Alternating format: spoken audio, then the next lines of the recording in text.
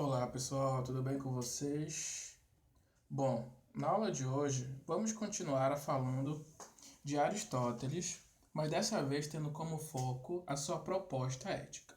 Como o próprio título da nossa aula hoje sugere, vamos falar da ética de Aristóteles.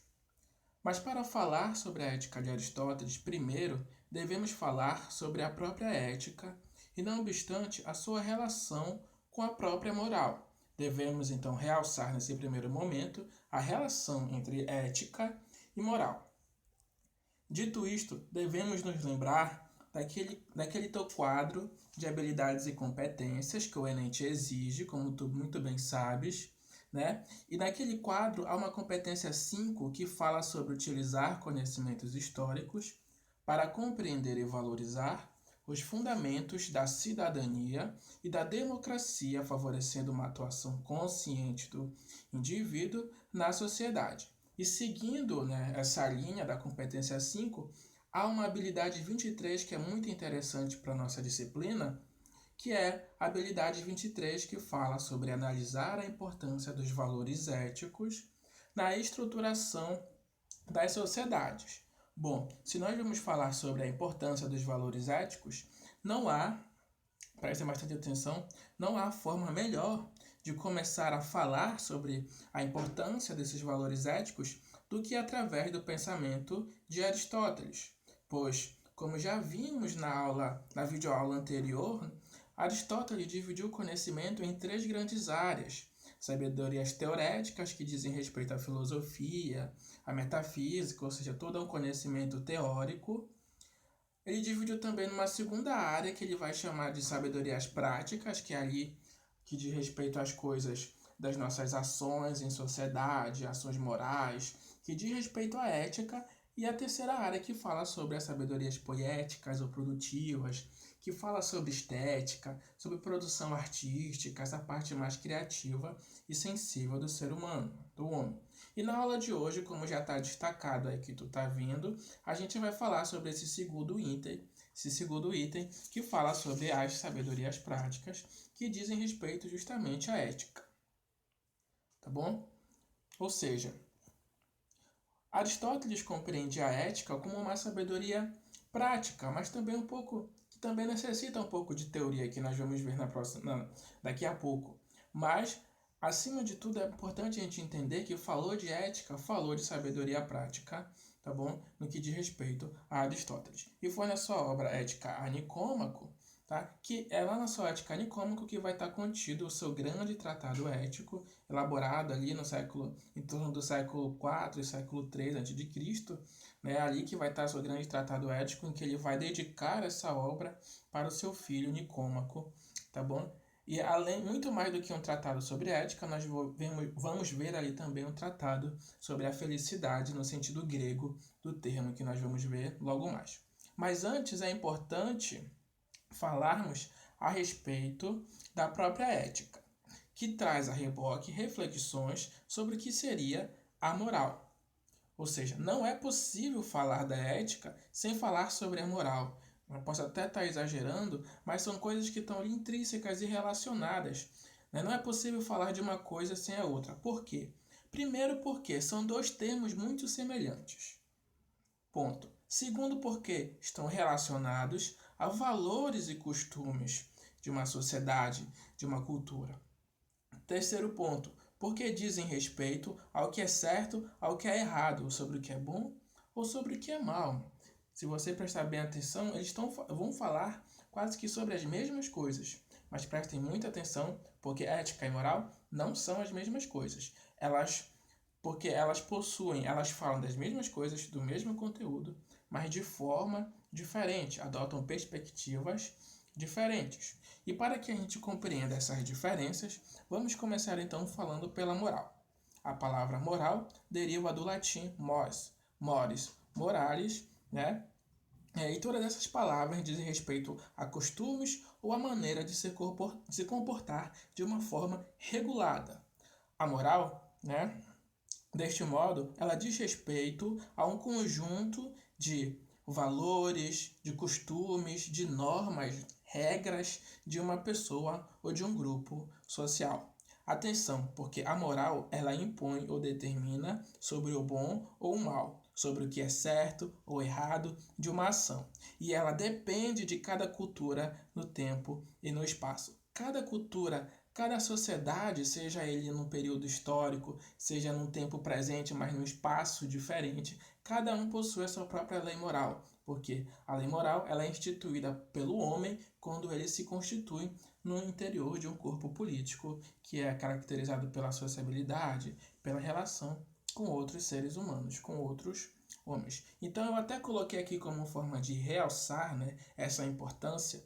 Nunca se esqueçam que não existiu, não existe e nunca existirá uma sociedade ou cultura sem regras ou normas de comportamentos. E cada sociedade, seja em um tempo ou espaço diferente, possuem as suas próprias leis morais. E mais uma vez, ressaltando mais uma vez, leis morais são criadas pelo próprio homem quando ele se constitui em corpo coletivo. O homem, ele constrói essas leis morais e, não obstante, ele deve seguir essas suas leis morais, tá bom? A gente pode compreender também, pessoal, que as leis morais, enquanto costumes, que dizem respeito aos nossos próprios contextos familiares. Cada contexto familiar possui seu costume, as suas leis morais, os seus modos de se comportar. Às vezes, o que é correto no nosso lar, em particular, o que é correto, o que é justo no nosso lar, não é tão correto assim em em outro lar, em outro contexto. Né? Então, a moral tem essa característica de que ela é relativa, né? Ela diz respeito a um espaço, a um tempo, e a moral está sempre se modificando e apresentando variações. Muitas das coisas que eram consideradas como certos ou errados, né, antigamente em nossa sociedade, hoje já não são mais. E o que não era considerado como certo ou errado, hoje já é válido, né? Já não tem mais tanto um caráter de ser algo mal ou errado. Né? E alguns aspectos importantes, alguns termos importantes também, é importante que tu compreendas o termo amoral e imoral. Primeiro, o amoral. O amoral, quando a gente se refere a um sujeito sendo ele como um amoral, a gente diz respeito a um sujeito que não tem moral. Né? Essa palavra a, né, ela significa ausência, ou seja, uma pessoa que não tem moral, ou seja, ela não tem consciência do que seria certo ou errado em termos morais, beleza? Já o imoral é até um termo que a gente costuma até usar com mais frequência, e ele diz respeito a um sujeito que sabe, que tem a consciência do que é certo e do que é errado do ponto de vista moral, mas mesmo assim ele prefere agir fazendo ações que são moralmente erradas, ou seja, ele age contra a moral, mesmo sabendo o que é certo, o que é errado. Né? Um importante filósofo da Grécia Antiga, Sócrates, dizia que o imoral, o cara que sabe o que é certo ou errado, que teve instrução ao longo da vida, esse cara, apesar de ele ter toda a instrução, quando ele comete um ato moralmente ruim, errado, ele é muito pior do que a pessoa que não tem consciência, que não teve estudo, né, que não entende o que é certo ou errado.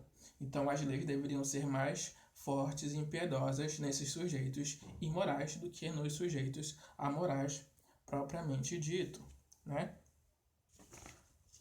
Agora, muito semelhante à moral, nós temos também a ética, que também trata de valores. Mas é importante que a gente compreenda que a ética ela vem do termo ethos, do grego ethos, que significava também modo de comportamento, costume ou conduta humana. Se tu reparar, a etimologia quer dizer quase a mesma coisa que a moral. Só que enquanto a moral ela determina e impõe, a ética ela reflete, ela propõe, ela orienta e encaminha ações do que seria certo ou errado, justo ou injusto.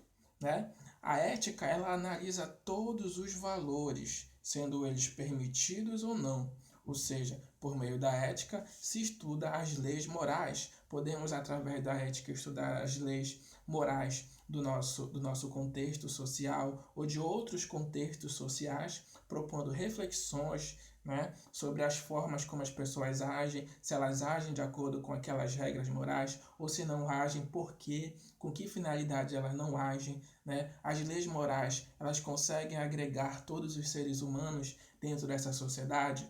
Enfim, a ética tem esse papel, muito mais de um instrumento reflexivo que diz respeito a essas configurações morais e de valores que são propriamente humanos.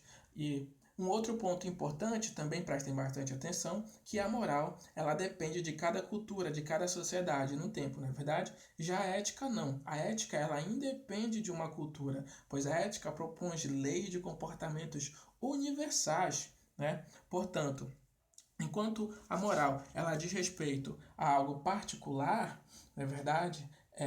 Algo relativo, a ética ela sugere sempre princípios e regras universais que dizem respeito a todo o conjunto de pessoas, de seres humanos no planeta. Ou seja, a ética ela propõe fundamentos e princípios que visem abarcar todas as pessoas, independente de cultura, de sociedade, de espaço ou de tempo. Beleza? E para que a ética consiga, de fato, alcançar essas suas características, né?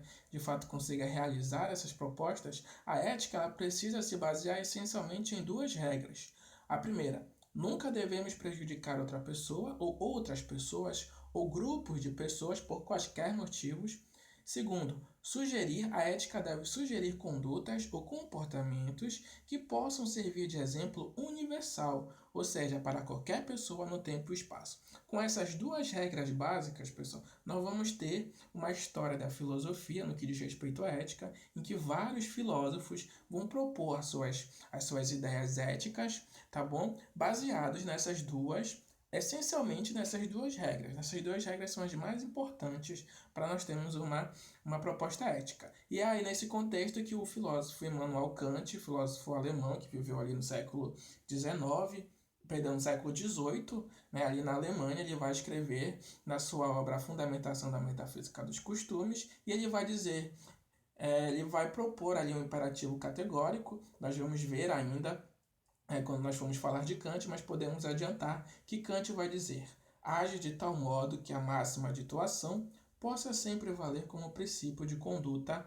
princípio universal de conduta, ou seja, age de uma forma que a tua ação possa sempre servir de exemplo para qualquer pessoa no tempo e no espaço, seja ele no local que for e no tempo que for. Então, se você para observar essa máxima kantiana, você percebe essas duas características essenciais do que seria uma proposta ética.